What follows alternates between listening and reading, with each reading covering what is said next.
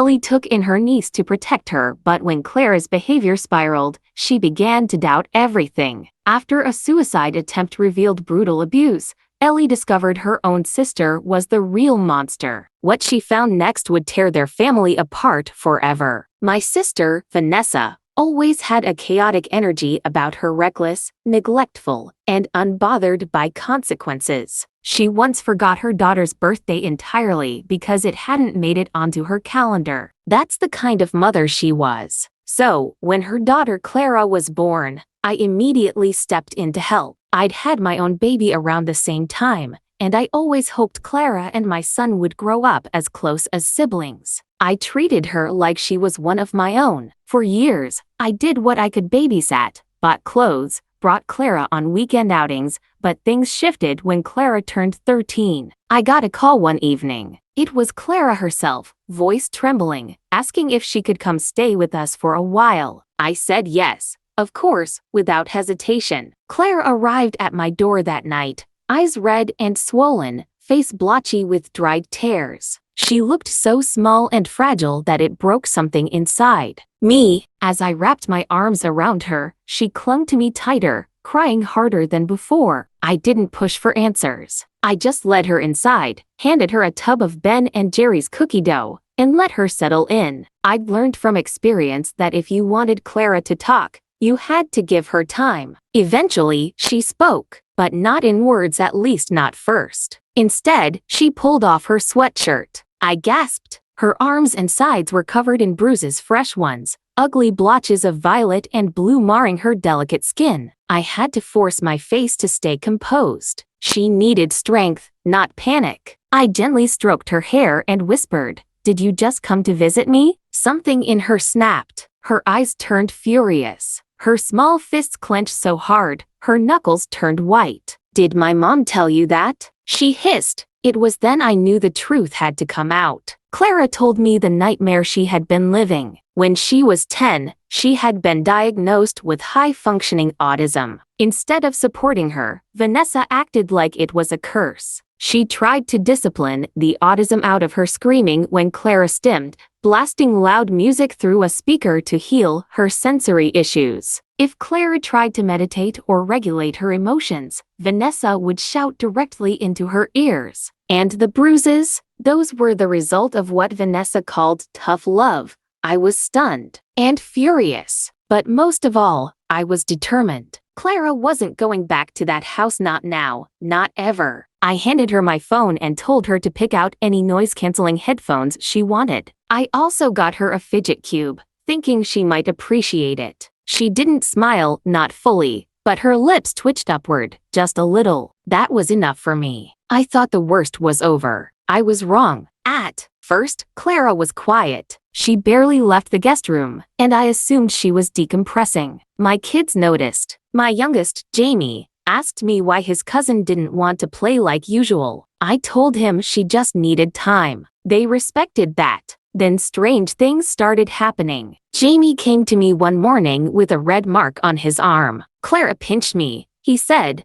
whispering like he was scared of getting her in trouble. I confronted Clara gently, but she just stared at me with vacant eyes. "I didn't do anything," she said in a flat tone. I tried to believe her. Maybe Jamie misunderstood. Maybe it was an accident. But then came the scream. Late one night, I heard a shriek from down the hall. I raced into my daughter Lily's room and saw Clara standing over her. Lily had a bloody nose. Clara was breathing heavily, fists still clenched, eyes wide and glassy. Matt, my oldest son, was frozen on the bed, looking at me with terror. I took Clara to the living room and sat her down. "What happened?" I asked. She shrugged like it didn't matter. I was torn. I wanted to protect Clara. I still believed in her, but my children were scared in their own home, and I couldn't ignore that. Over the next few weeks, Clara's behavior escalated. She became hypersensitive to noise, screamed at laughter, and once yanked Jamie's hair so hard I had to pry her hands off. I tried to be patient. I reminded myself that she had been through trauma, but every day, it became harder. Then, the vase incident happened. Clara exploded in the living room after Lily laughed too loudly. She hurled my favorite vase across the room, barely missing Lily's head. That was it. I was at my breaking point. I called Vanessa. When she picked up, her voice was already exasperated. What did she do now? I told her everything. There was silence. Then came the laugh. Cold, cruel, familiar. She's always been like that, Vanessa said. She gave herself those bruises for attention. She's not even autistic. She made that up. For a split second, I doubted. Could Clara really be manipulating all of us? Was I so desperate to believe I was saving her that I ignored the truth? The next morning, I sat Clara down. Your mom is coming to get you, I said softly. I think it's time you go back home. She didn't cry, didn't protest. She just stood up, slung her backpack over her shoulder, and walked out the door with the most defeated expression I've ever seen. I spent that entire night wondering if I'd just made the worst mistake of my life. The next day, I found out I had. The police called. Clara had attempted suicide. I don't remember much about the drive to the hospital, only that it felt endless. My husband stayed home with the kids while I sped down the freeway, hands trembling on the steering wheel, repeating, oh God, like a chant. The moment I parked, probably illegally, I rushed inside, barely coherent as I told the receptionist I was looking for my niece. Clara, suicide attempt. Please, where is she? The woman at the desk gave me a soft, rehearsed look of sympathy. Are you immediate family? I nodded quickly. No time for legal clarifications. She directed me to the pediatric ICU on the 3rd floor. The elevator ride was torture, the buzzing fluorescent lights worsening the headache pounding behind my eyes. When the doors opened, I spotted Vanessa in the waiting area. She was scrolling through her phone like she was waiting for an oil change, not for news about her daughter, who had just tried to end her life. I walked straight past her without a word and approached the nurse's station. The nurse, her badge, said Diane had kind eyes. She's stable, she said softly. She took a large amount of pills, but we pumped her stomach in time. She's sedated right now. Can I see her? I asked, already bracing myself for a no. Diane hesitated, glancing at Vanessa, who had suddenly perked up like someone had turned on a camera. Only immediate family at the moment, the nurse said gently. Vanessa got up and slithered over with a voice coated in false sweetness. I'll let you know when she's awake, she cooed, placing a hand on my arm like it was some peace offering. You should get back to your kids. I sat in that waiting room for hours. Vanessa returned to her seat and pretended I didn't exist. Occasionally, I heard soft beeping from beyond the double doors. I counted the ceiling tiles. I read every outdated magazine on the table. Finally, a doctor emerged. She's awake, he announced. Vanessa stood immediately. Her aunt should come too, she added, surprising me. They're very close. The words were carefully chosen, designed to paint her as the concerned, accommodating mother. We followed the doctor down the hall and into Clara's room. Nothing could have prepared me. She looked so small, dwarfed by the hospital bed, her arms tangled in 4 lines. Her brown hair was flat against the pillow, and her skin was pale with a gray tint.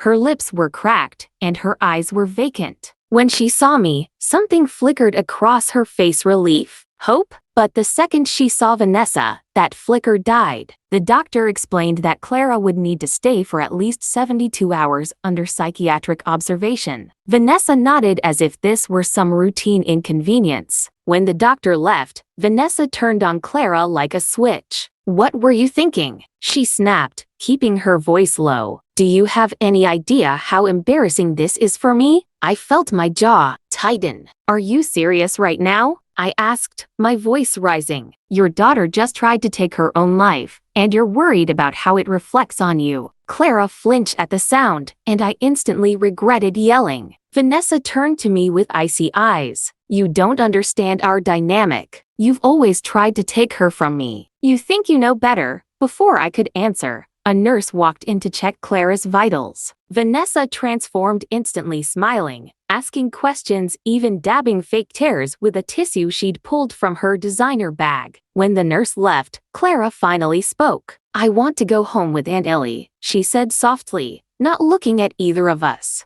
Vanessa scoffed. That's not happening. Your aunt sent you back. Remember? Clara's entire body sank. Her voice, so small, still rang in my ears. I moved toward her. Clara, I am so sorry. I should have protected you. I didn't believe you, and that was a horrible mistake. She turned her head away, the distance between us growing. Vanessa tugged me toward the hallway. We need to talk, she hissed. Her nails bit into my arm. Once outside, she dropped the act. She's mine, Vanessa said in a low, furious voice. She's manipulating you. She always has. She's sick in the head, and I'm the only one who knows how to deal with her. I stood firm. She tried to kill herself because of you. You have no legal right, Vanessa snapped. Try to interfere again, and I'll make sure you never see her. I'll say you coached her. You'll look like a jealous aunt who's obsessed with my kid. I said nothing. I went back into the room. Clara lay staring at the ceiling, silent tears trailing down her cheeks. I believe you,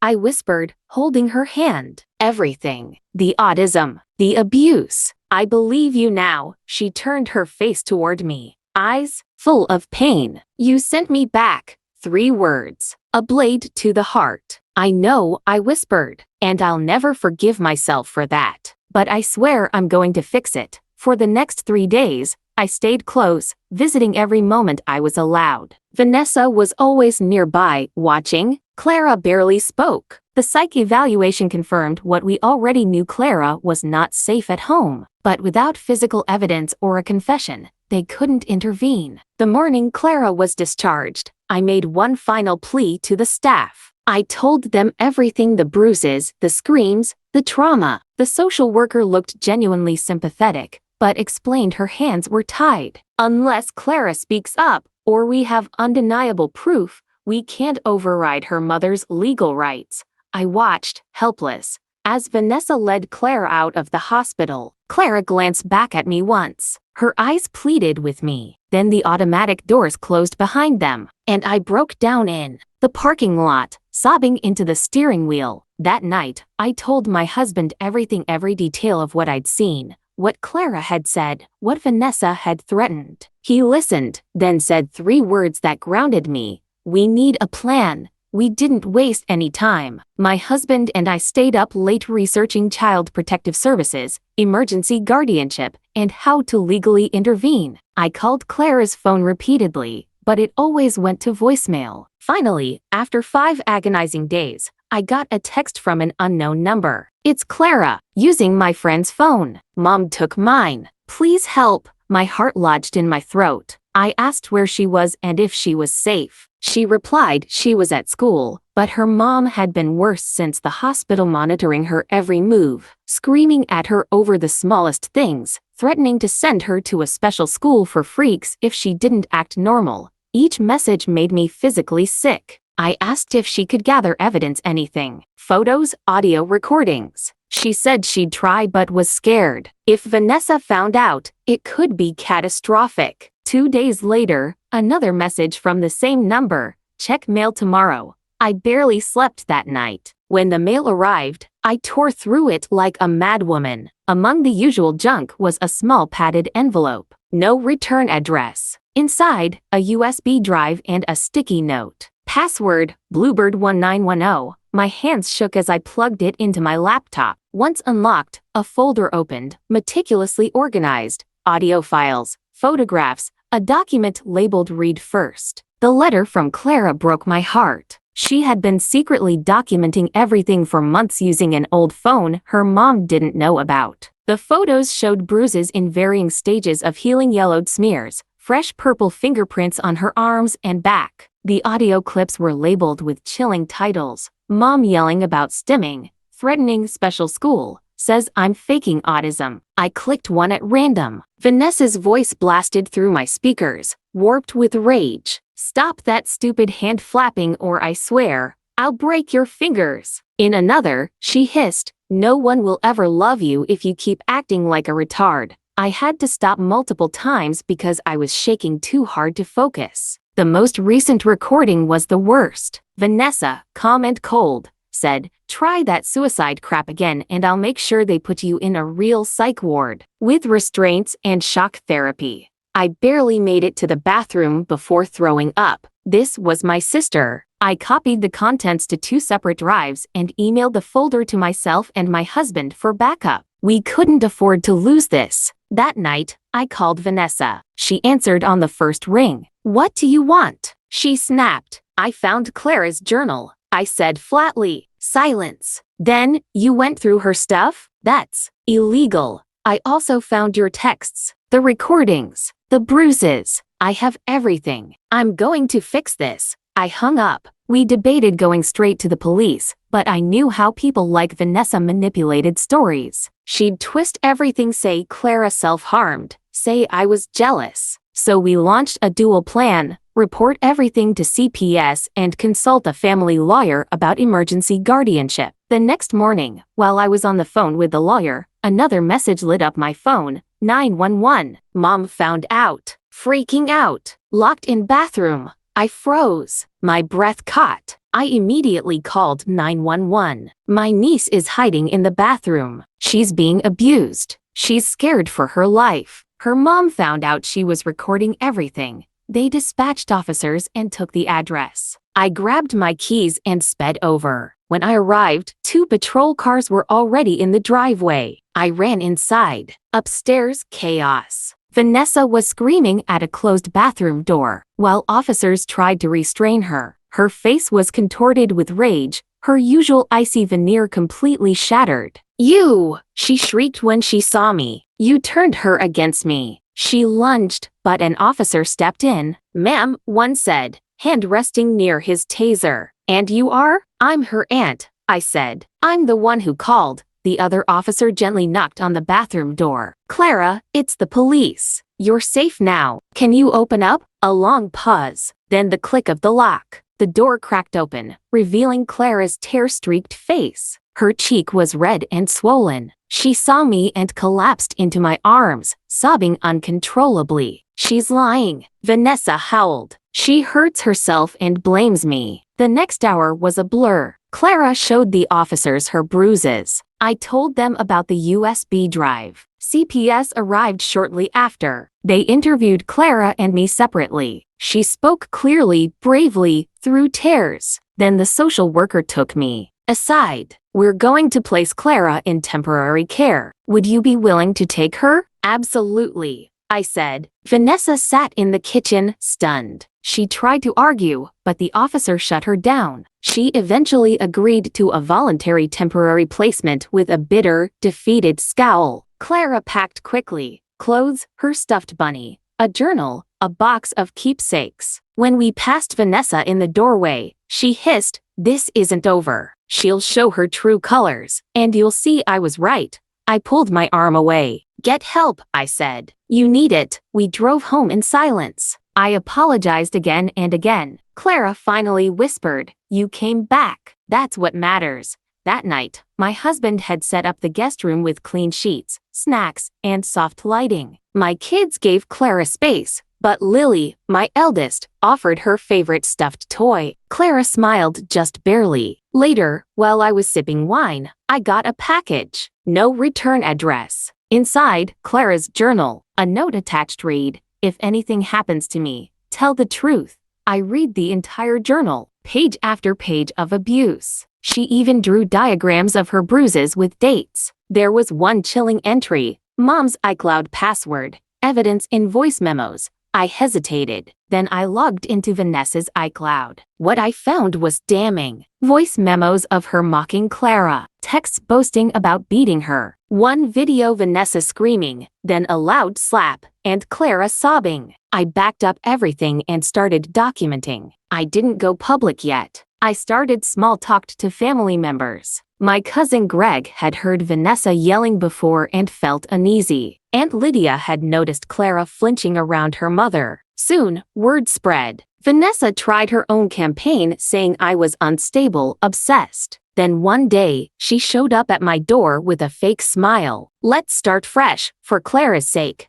I shut the door in her face. I launched a website called Clara's Voice, posting redacted versions of the journal and recordings. It exploded. Vanessa's world collapsed. She lost her job. Her parenting group cut ties. She was publicly shamed. Meanwhile, Clara began to heal. We converted the office into her bedroom: lavender walls, galaxy bedding, anime posters. She hugged me tighter than ever before. Eventually, the court granted me temporary guardianship with permanent status pending. Clara refused supervised visits, and we didn't push. It wasn't perfect. Some days were hard. Some nights she cried, but she was safe. 3 months in, a charity sent a letter. An anonymous donation had been made in Clara's name to fund therapy for autistic trauma survivors. The note said, "She mattered. We heard her." When I showed Clara, her eyes welled up. "They heard me," she whispered. "They're listening now," I told her. And for the first time, I truly believed it. Clara wasn't just surviving anymore. She was finally free.